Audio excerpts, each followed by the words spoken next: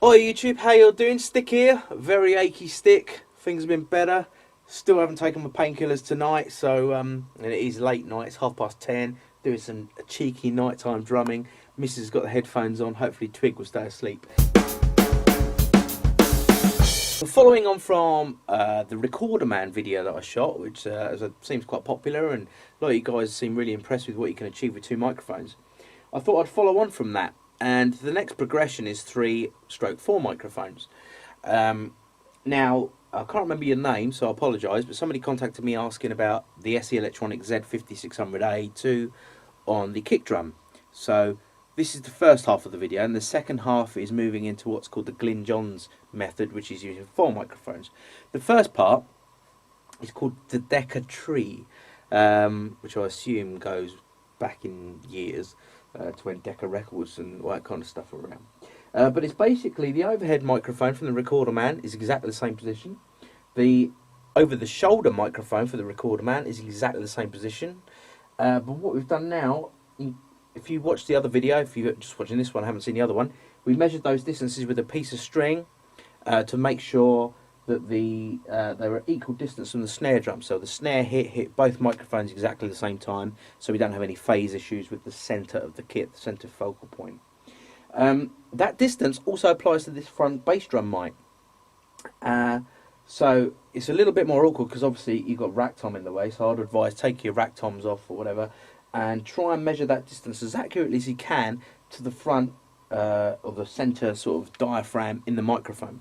So down here you can see we've got the 5600a II.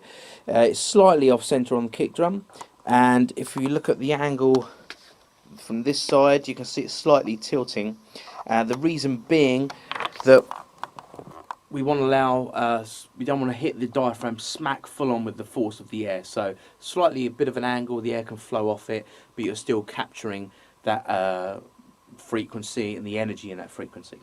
For you guys that don't know, the 5600a II is a large diaphragm condenser, valve condenser. So on here we've got the variable polar pattern, which was set to cardioid for this example, and that just runs off the mains. So you plug your mic into that via the cable here. That supplies the mic with its power, and this one goes to our preamp or audio interface. Moving this on into the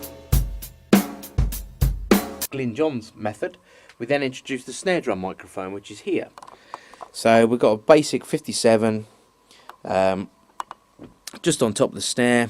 You can see it's about inch up, pointing roughly towards the centre of the snare drum. And audio interface wise for this, we're using the RME Fireface 800. As badass as the Apogee Duet is, it's only got 2 mic pre's.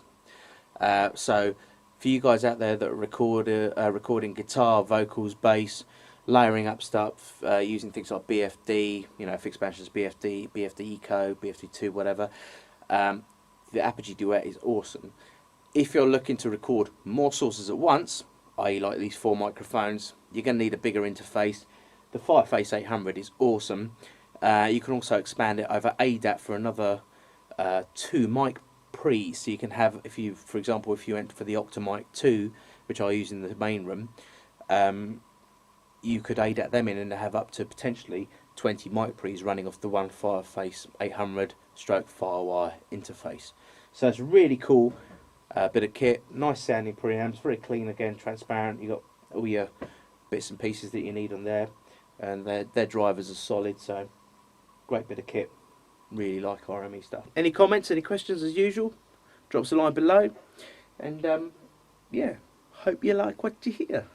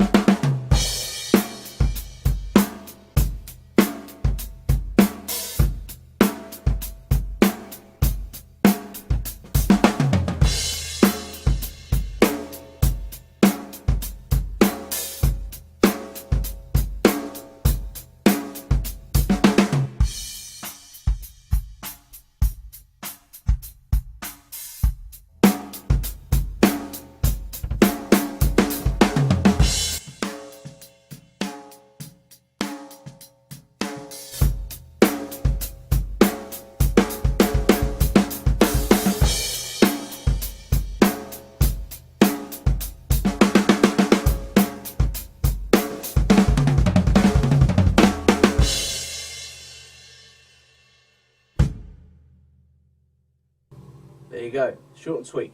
Stick out.